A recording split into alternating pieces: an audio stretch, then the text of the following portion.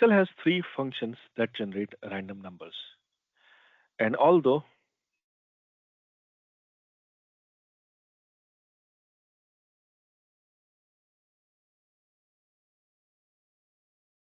you might imagine that these being widely used by statisticians or mathematicians, there are some practical uses for those who are not mathematician or statistician, but we are working in those environment.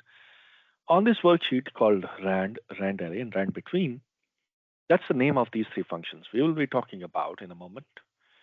We got a list here, and that's sorted by department. And if we scroll down, you can see all these departments are sorted here. And it's a huge list, 401. Let's say we want to simply pull out 5 or 10 records here to review the information, make sure it's handled properly. That's our version of quality control.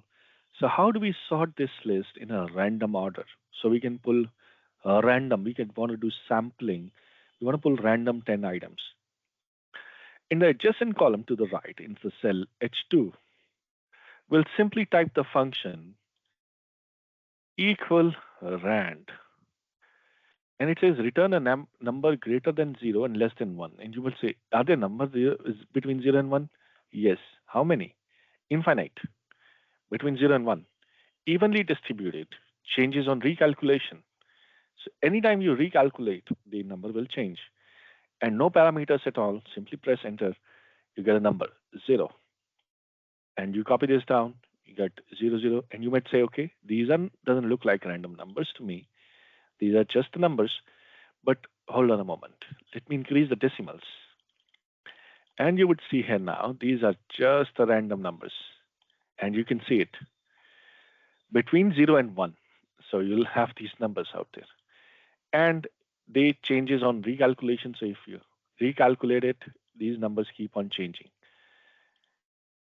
It will keep on changing.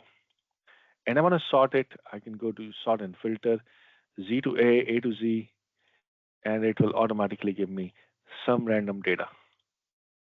Anytime we do it, it will keep on generating these random numbers for us every time. And when we are done, we can simply call it off. We can delete it. Here we go. And this data is now randomized. And now we can pick up random data that we want.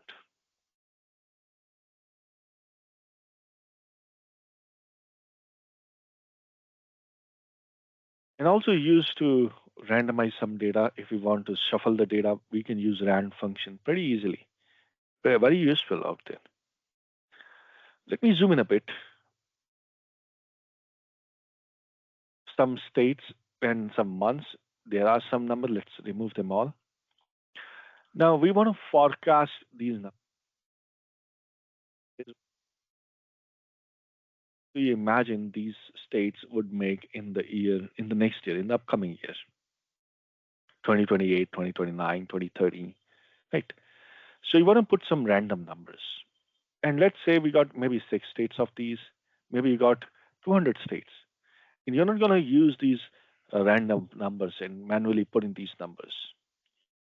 The best is you can imagine, okay, the maximum sale that went in the last 10 years would be 200.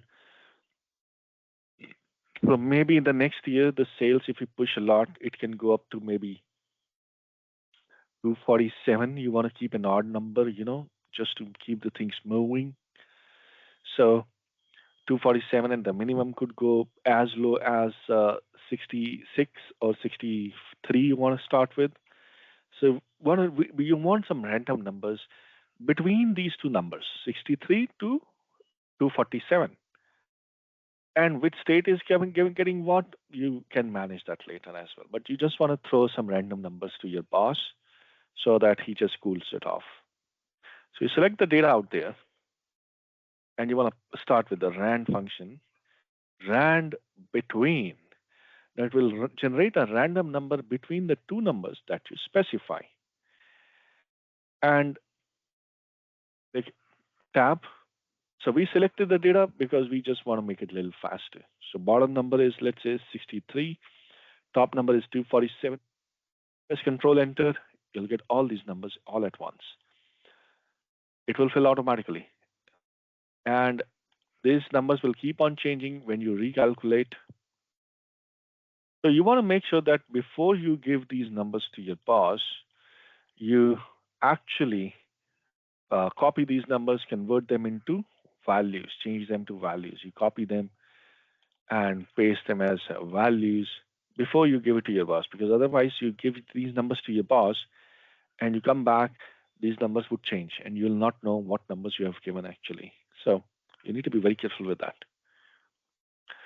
Let's say your boss is very aggressive and he wants you to maybe uh, 2024 is gone, let's say. He wants you to put some dates to what dates you are planning to take a leave for in 2030.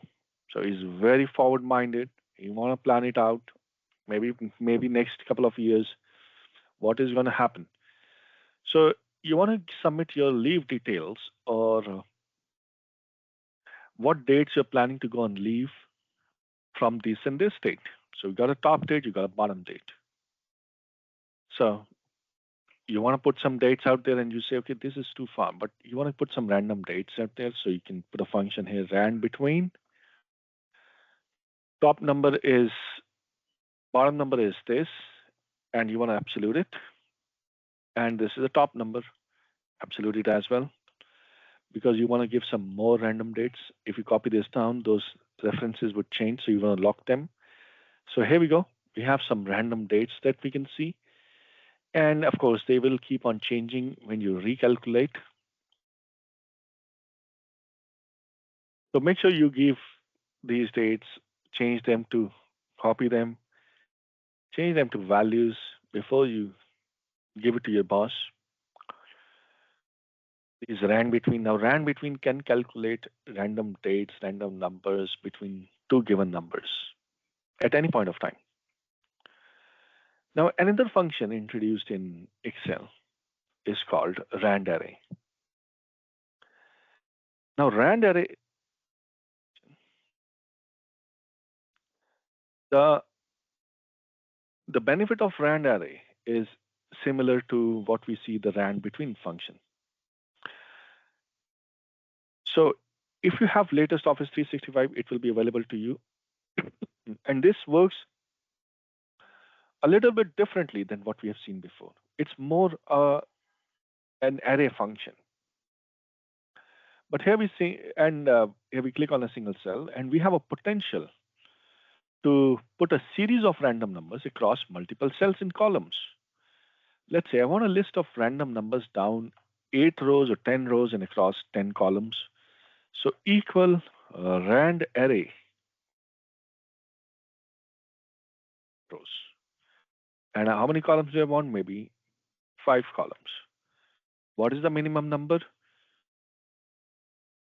And what is the maximum number? 90. Do I want an integer? If I want a decimal portion, we can put in 0 and press enter. We get decimal numbers as well. Automatically down 8 rows and 5 columns, or 10 rows, 5 columns. If you want a integer number, you can put a 1. It will give you integers, not decimals. So there they are. Now you can, so this function is a little bit different. You can get the same options using a RANDBETWEEN function as well. So this is a little bit different than what we have seen before. And here too, as you might expect, these numbers will be changing. Whenever you recalculate, these numbers change. So make sure you copy them. So it gives us the ability to quickly create potentially large list of random numbers. And so RANDARRAY, not available to everybody, and again, probably have more specialized uses than the other two functions. So we have seen examples not only with the RANDARRAY, but with the other two functions, RAND and RANDBETWEEN, of why generating random numbers certainly can make sense as we work with data in Excel.